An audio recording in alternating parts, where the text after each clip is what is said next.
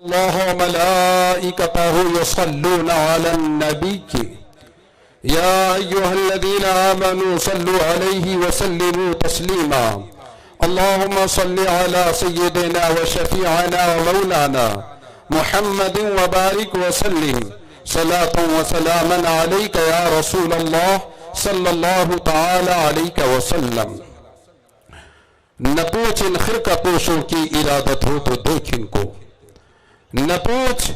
ان خرقہ پوشوں کی ارادت ہو تو دیکھ ان کو، یدے بیضا لیے بیٹھے ہیں اپنی آستینوں میں، اور نگاہ ولی میں وہ تاثیر دیکھی، بدلتی ہزاروں کی تقدیر دیکھی۔ الٹی ہی چال چلتے ہیں دیوان گانے عشق، آنکھوں کو بند کرتے ہیں دیدار کے لیے۔ حضرات، آج کی عظیم الشان بنام شیخ المشائخ کانفرنس، تاج المشائخ کانفرنس جو شہر بنگلور میں منائی جا رہی ہے، آپ مجھ سے قبل بہت سارے خطابہ کے خطابات کو آپ نے سنا، بالخصوص حضرت العلامہ مولانا محمد فخر الدین صاحب، جنہوں نے حضرت کی صبح کو دیکھا، شام کو دیکھا، جنہوں نے حضرت کو چلتے ہوئے کھاتے ہوئے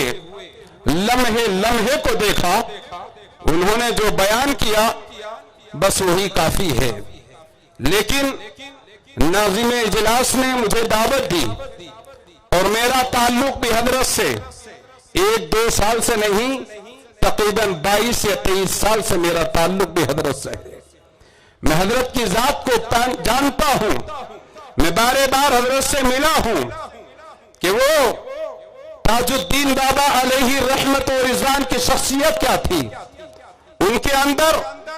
اہل سنت و جماعت کا درد کیا تھا، وہ اہل سنت و جماعت کی نشر و اشاعت کے لیے کس طرح سے اپنی نیچی نگاہوں سے وہ کام کر رہے تھے۔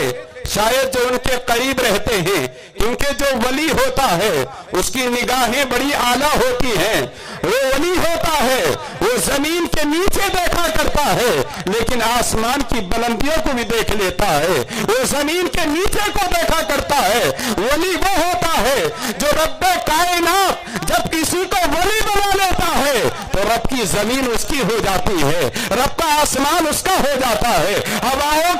اس کے اشاروں پر چلا کرتی ہے۔ جو اللہ کا ولی ہو جاتا ہے اس کا عالم تو یہ ہوتا ہے کہ یہ ہندوستان کی زمین اللہ اپنے ولی کے لیے سمیٹ دیتا ہے۔ ایک قدم بنگلور میں ہوتا ہے یا یوں کہ ہندوستان میں ہوتا ہے تو اس کا دوسرا قدم بغداد شریف میں ہوتا ہے، ایک قدم ہندوستان میں ہوتا ہے تو دوسرا قدم کربلا میں ہوتا ہے، ایک قدم اللہ کے ولی کا ایک زمین ہندوستان پر ہوتا ہے، رب زمین کو سمیٹ دیتا ہے، دوسرا قدم اس کا خانہ کعبہ میں ہوتا ہے، ایک قدم ولی کا ہندوستان میں ہوتا ہے تو دوسرا قدم گنبد خضرا کے سامنے ہوتا ہے۔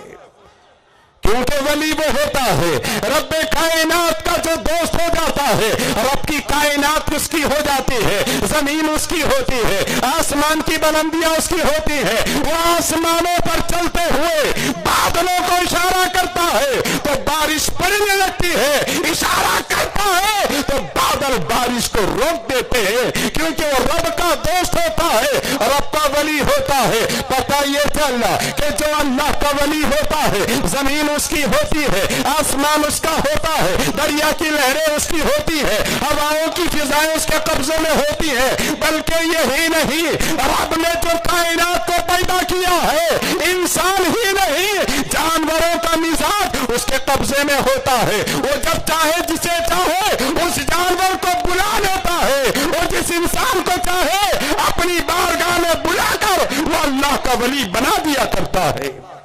حضرت تاج الدین بابا